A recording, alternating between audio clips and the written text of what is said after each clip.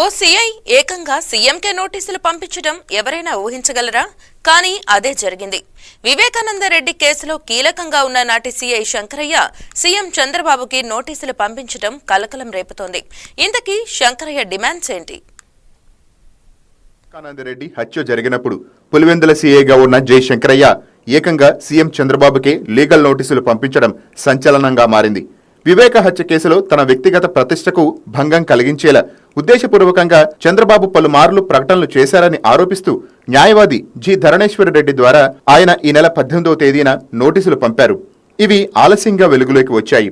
అసెంబ్లీలో తనకు బహిరంగ క్షమాపణలు చెప్పాలని, తన ప్రతిష్టకు నష్టం కలిగించినందుకు ₹1,45,00,000 నష్టపరిహారం చెల్లించాలని శంకరయ్య ఆ నోటీసులో డిమాండ్ చేశారు.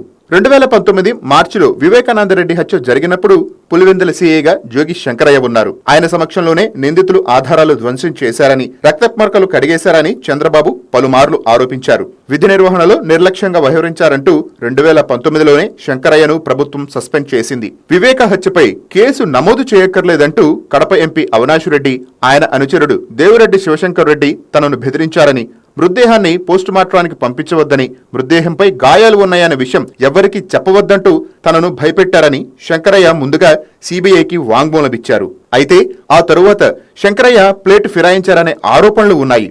అందుకు కారణం మ్యాజిస్ట్రేట్ ముందు వాంగ్మూలం నమోదు చేయడానికి రాకుండా తనకు వేరే పనులు ఉన్నాయంటూ దాటవేయటమే. అది జరిగిన వారం రోజుల్లోనే, అంటే 2021 అక్టోబర్ 6వ తేదీన ఆయనపై సస్పెన్షన్ ను నాటి వైసీపీ ప్రభుత్వం ఎత్తివేయటం విశేషం. శంకరయ్య అలా చేయటం వెనుక తెర వెనుక కారణాలు ఉన్నాయనే ప్రచారమూ జరిగింది. ఆయనను నిందితులు ప్రభావితం చేయటం వల్లే మాట మార్చారని సీబీఐ న్యాయస్థానాల దృష్టికి తీసుకువచ్చింది. ఈ నేపథ్యంలో ఇప్పుడు శంకరయ్య ఏకంగా ముఖ్యమంత్రికి లీగల్ నోటీసులు ఇవ్వటం చర్చనీయాంశంగా మారింది.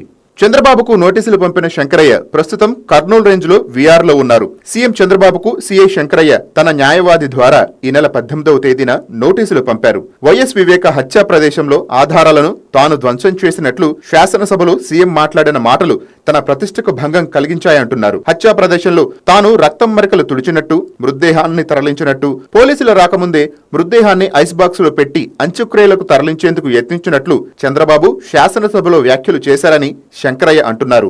అసలు ఈ కేసును దర్యాప్తు చేస్తున్న సీబీఐ కూడా ఏనాడు తాను ఆధారాలు ధ్వంసం చేసినట్టు అభియోగం మోపలేదన్నారు. సీబీఐ తనను సాక్షిగానే పేర్కొందని కూడా ఆయన చెప్తున్నారు.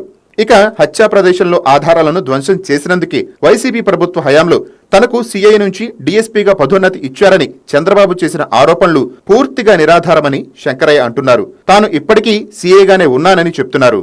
తనపై నిరాధార ఆరోపణలు చేసిన చంద్రబాబు 2 రోజుల్లో శాసనసభలో మీడియా ముఖంగా తనకు క్షమాపణలు చెప్పాలని శంకరయ్య డిమాండ్ చేశారు. తన ప్రతిష్టకు భంగం కలిగించినందుకు చంద్రబాబు ₹1,45,00,000 నష్టపరిహారం చెల్లించాలని, లేకపోతే ఆయనపై న్యాయపరమైన చర్యలు చేపడతానని కూడా చెప్తున్నారు.